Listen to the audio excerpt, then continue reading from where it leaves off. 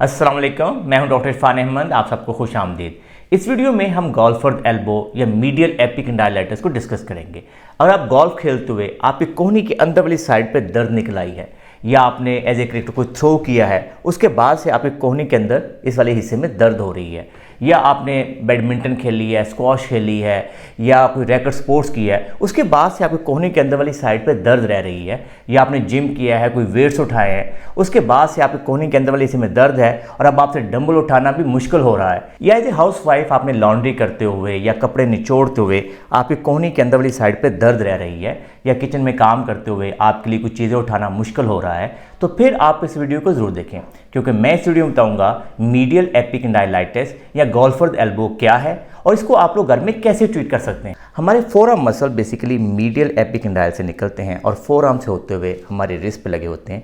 इनका मेन काम रिस्ट की फ्लेक्शन या अपवर्ड मूवमेंट करना होता है। इसके अलावा एक बहुत ही इंपॉर्टेंट मसल होता है जिसको हम प्रोनेटर टेरिस बोलते हैं, वो मीडियल एपिकंडाइल से निकल के यहाँ पे लगा होता है। इसका मेन काम बेसिकली प्रोनेशन करना या फोरआर्म की रोटेशन करना होता है। अगर जब हम बहुत ज़्यादा रिस्क की रिपीटेड मूवमेंट करते हैं और हमारे मसल वीक होते हैं तो उसकी वजह से देखा यह गया है कि हमारा जहाँ से मसल ओरिजिनेट होते हैं वहाँ पे सोरनेस आ जाती है, वहाँ पे इन्फ्लेमेशन होती है, वहाँ पे छोटे छोटे माइक्रो ट्रामा हो जाते हैं जिनकी वजह से वहाँ पे पेन रहना शुरू हो जाती है। इस कंडीशन को बेसिकली हम मीडियल एपिकंडाइलाइटिस या गोल्फर्ड एल्बो बोलते हैं। नंबर 1 लाइन ऑफ ट्रीटमेंट जो हम अपने पेशेंट को सजेस्ट करते हैं उसको डीप फ्रिक्शन मसाज बोलते हैं। हम अपने पेशेंट को सजेस्ट करते हैं कि जब आप सुबह सो के उठे हैं और आपके मीडियल एपिकंडाइल के या जो हमारी एल्बो है उसके अंदर वाली साइड पे दर्द रह रही है और आपको लगता है कि मेरी जो एल्बो है वो काफ़ी स्टिफ फील कर रही है, रिस्ट की कोई मूवमेंट नहीं हो रही, तो हम कहते हैं कि मसाज को इस तरीके से करें कि ये ध्यान रखिए कि जो हमारे फोरआर्म मसल्स हैं उनकी बेसिकली फाइबर की अलाइनमेंट बेसिकली इस तरह से होती है।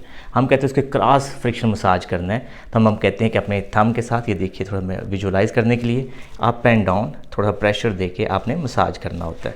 चाहे आप थंब के साथ कर लें, चाहे अपनी फिंगर के साथ आपने उसको मसाज करें और उसके अंदर कोशिश करें कि रिस्ट को, कई दफ़ा हम सजेस्ट करते हैं कि आप बिल्कुल उसको रिस्ट को एक्सटेंशन में ले जाएं और उस तरीके से आप मसाज करें। 3 to 5 मिनट का जब आप मसाज करेंगे तो उससे आपके इस एरिया के अंदर स्टिफनेस में कमी आएगी और पेन में भी काफ़ी कमी आ जाएगी। नंबर 2 टेक्निक जो है जो डीप फ्रिक्शन मसाज के लिए है वो बहुत ही इफेक्टिव है। इसके लिए आप घर में एक टेनिस बॉल का इस्तेमाल कर सकते हैं।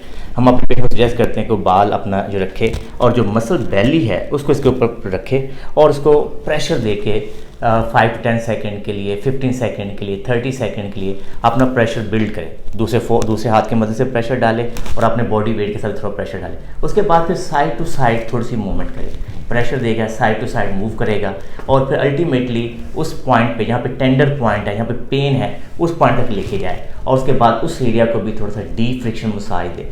हमने देखा है कि नॉर्मली 3 to 5 मिनट के बाद आपकी जो ये पेन है वो काफ़ी तेज़ी से सेटल हो जाती है। डीप फ्रिक्शन मसाज के बाद हम अपने पेशेंट को सजेस्ट करते हैं कि वो स्ट्रेचेस करें। नॉर्मली बहुत ही सिंपल और इजी वे से आप स्ट्रेच कर सकते हैं। आपको कोशिश करनी है कि हर स्ट्रेच को 3 to 5 रेपिटेशन करें और 10 से 15 सेकंड का होल्ड करें। उसका फ़ायदा ये होगा कि आपकी जो मसल्स हैं वो पूरी लेंथनिंग गेन कर लेंगे और जो इसके अंदर स्टिफनेस आ रही है वो कम हो रही है। नंबर 1 जो स्ट्रेच मैं अपने पेशेंट को सजेस्ट करता हूँ कि इसमें आप अपनी कोहनी को बेंड कर लें और अपने दूसरे हाथ की मदद से सिंपल स्ट्रेच करें और कोशिश करें 5 से 10 सेकंड का होल्ड करें। नंबर 2 स्ट्रेच के अंदर आप अपनी कोहनी को बिल्कुल सीधा कर लें और आप इसको स्ट्रेच करें, 5 से 10 सेकंड का होल्ड करें।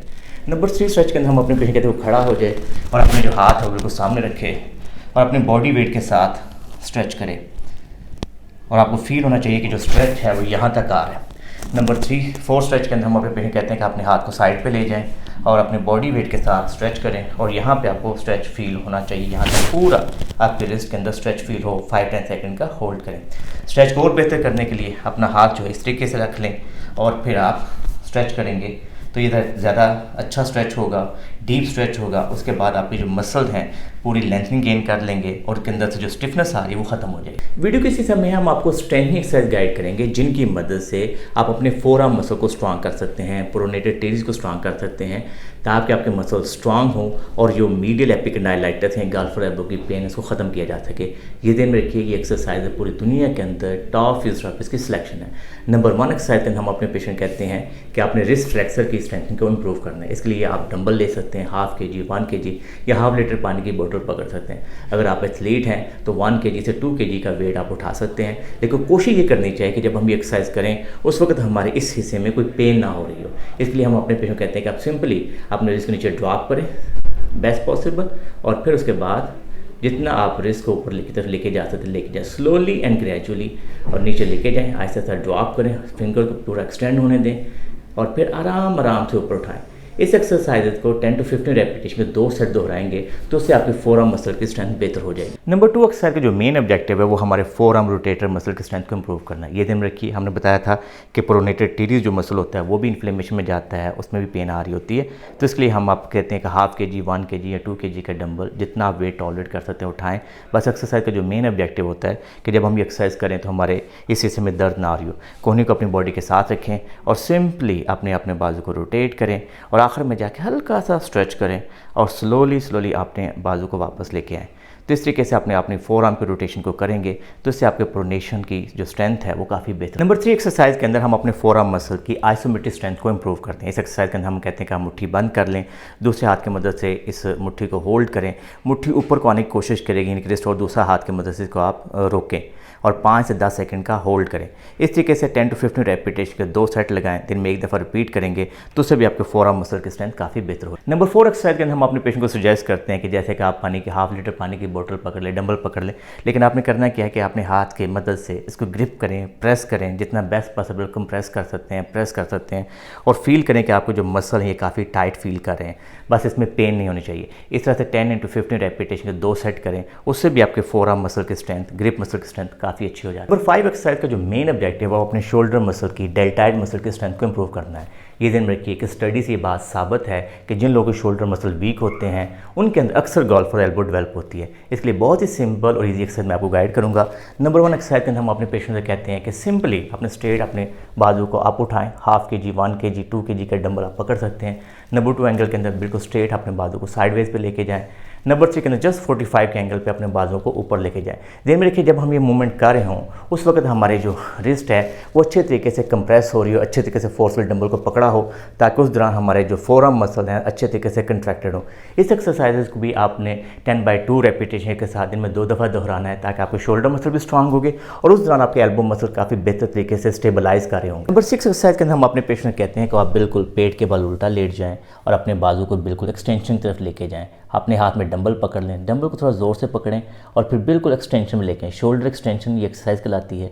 इसके अंदर जो मेन ऑब्जेक्टिव है कि हमारी कोहनी बिल्कुल सीधी रहे, बेस्ट पॉसिबल, और हम स्लोली इस मूवमेंट को नीचे लेके जाएं, फिर नीचे लेके जाएं और कोशिश करें बॉडी के बिल्कुल साइड से आपका जो बाजू है वो उठे, बिल्कुल बेस्ट पॉसिबल साइडवेज पे लेके आएँ, बिल्कुल साइडवेज पे लेके आएँ। तो इस तरीके से आपके जो शोल्डर एक्सटेंसर हैं वो स्ट्रांग होंगे।